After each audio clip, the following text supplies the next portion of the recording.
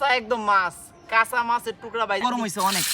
ইরি বাবারি রোদের তাপে ইলিশ মাছ ভাজলাম আজকে, রোদের তাপের মধ্যে সাদি ইলিশ মাছ ভাজলাম। কামড় দাও, কামড় দাও। হ্যালো দর্শক, আসসালামু আলাইকুম। কাছে কাছে কাছে এই যে ইরি ময়লা পড়ছে, তাড়াতাড়ি দাও। এই যে আমরা একটা স্টিলের প্লেট রেখে গেছিলাম রোদ্রের মধ্যে, আর একটা তেলের বাটি রেখে গেছিলাম। দোল্লা কেটে অনেক গরম হয়ে উঠছে। স্টিলের প্লেট রেখে গেছিলাম আর একটা বাটির মধ্যে তেল রেখে গেছিলাম। আজকে আপনি করে ধরো, এই যে দেখেন কাঁচা একদম মাছ, কাঁচা মাছের টুকরা ভাইজা দেখামু। অনেকের তো ডিমবাজি দেখছেন, আমাদেরও ডিমবাজির ভিডিও দেখছেন এর আগে। আজকে মাছ ভেজা দেখামু, ঠিক না? তুমি মাছটিরে মাখাও, এর মধ্যে এটা একটু গরম হোক। মাখাও, ঝটপট মাখাও।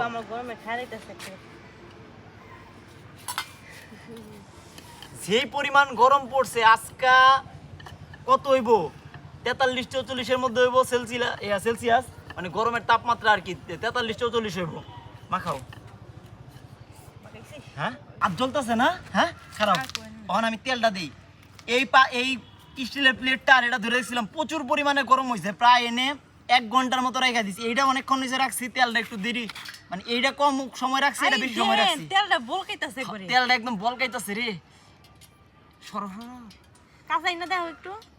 এটা বটবট করতেছে, বটবট করতেছে। আচ্ছা ঠিক আছে, তুমি মাছটি দাও, মাছ দাও। হ্যাঁ আমি দেব, মাছ দিব আমি। হ্যাঁ তাহলে তুমি দাও একটা, আমি দেই একটা। আমার মনে হয় তেলটা কেরে হইছে, অনেক গরম হইছে অনেক। ইরি বাবারি এই ফেলে দেবো বল করতে। আরেকটা দিই আমি। হ্যাঁ এই দাও বল দেন। দেন কি পরিমাণ রোদ পড়ছে, মানে রোদ্রে কত ডিগ্রি এটা বলা যাইতেছে না, প্রচুর গরম। মাছ দেওয়ার সাথে সাথে কিন্তু বলক উঠে গেছে তেলে। আরো কাছে আন, বলকাইতেছে। আমি জীবনের প্রথম দেখলাম যে মানে রোদ্রের গরমে মাছ ভাজা যায় বা ডিম ভাজা যায়। আগে তো ডিম ভাজছি, আর মাছ ভাজা যায়। আমার বিশ্বাস হইতো, তোমার বিশ্বাস হইতেছে? বিশ্বাস বলতে আমরা যে রোদে ভিতরে বসে আসছি, আর কতক্ষণ থাকলে মনে হয় শুটকি হয় পুরো এরকম অবস্থা। আমার শার্ট মনে হয় পিছন দিয়ে ভিজা গেছে পুরোটা। আর মাছটা উল্টায় দিই, সবাই দেখি খালি মাছ ভাজে মাছ ভাজে। আমরা এই ভিডিওগুলো দেখে কখনো বিশ্বাস করতাম না, কিন্তু আজকে আমরা নিজেরা করার পরে বিশ্বাস করতেছি যে সত্যি রোদ্রের গরমে দেখেন কি অবস্থা হইতাছে। এত গরম কখনো ভাবি নাই যে এত গরম হইব। আচ্ছা ওইতে থাক, আস্তে আস্তে ওইতে থাক, আমরা কিছুক্ষণ অপেক্ষা করি, হইতে থাক। আমরা একটু সেমাই যাবো।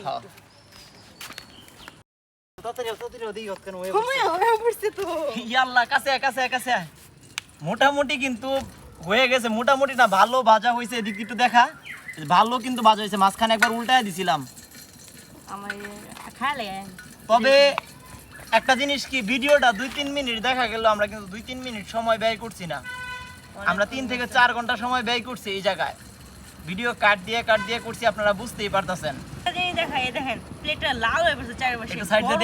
মানে এত পরিমাণ গরম পড়ছে যে এই প্লেটগুলো কিন্তু লাল হয়ে গেছে। আর এটা হইলো মশলার কারণে বেশি লাল হইছে। এই যে ছাদটার উপরে বসা দিতেছে না, এত গরম। এই যে দেখেন মশলাগুলো কিন্তু শুকিয়ে কাঠ হয়ে গেছে গা, কি একটা অবস্থা। এটা তুলি। হ্যাঁ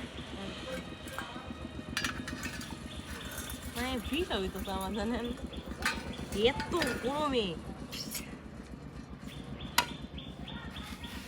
আমার কোনোভাবে বিশ্বাস হইতাছে না যে রোদ্রের তাপে মাছ ভাইজা ফেলাইছি। এটা কোনোভাবে বিশ্বাস হইতাছে না আমার, কটকটা একদম কটকটা মনে হইতেছে চুলাই ভাইজা নিয়ে আসছি। একদম রোদ্রের তাপে ইলিশ মাছ ভাজলাম আজকে, রোদ্রের তাপের মধ্যে সাদি ইলিশ মাছ ভাজলাম না। খাও, কামড় দাও, কামড় দাও। আমি দিই ভিতরে ভালো করে সিদ্ধ হয় না, উপরে দিয়ে পুড়ে গেছে রোদ্রের তাপে। হ্যাঁ আর এত লবণ দেয়, বিহার গেলেছি আমরা। আজকাল রোদ রইলো প্রায় 40 ডিগ্রির উপরে। আমার শার্টটা পিছন দিয়ে দেখলে হয়তো বুঝতে পারবেন যে ভিজে যাইতেছে পুরা। আজকের ভিডিওটা এই জায়গায় শেষ করছি। কি খাবার লেগে পাগল হয়ে পড়ছে। তো আজকের ভিডিওটা এই জায়গায় শেষ করছি। সবাই ভালো থাকেন, সুস্থ থাকেন। আর যাদের বাসায় গ্যাস নাই, বারবার একটা কথা বলতেছি, যাদের বাসায় বর্তমানে গ্যাস নাই এই গরমের মধ্যে, সবাই রোদে রান্নার চেষ্টা করেন। রান্না হবে কিন্তু সময় লাগবে।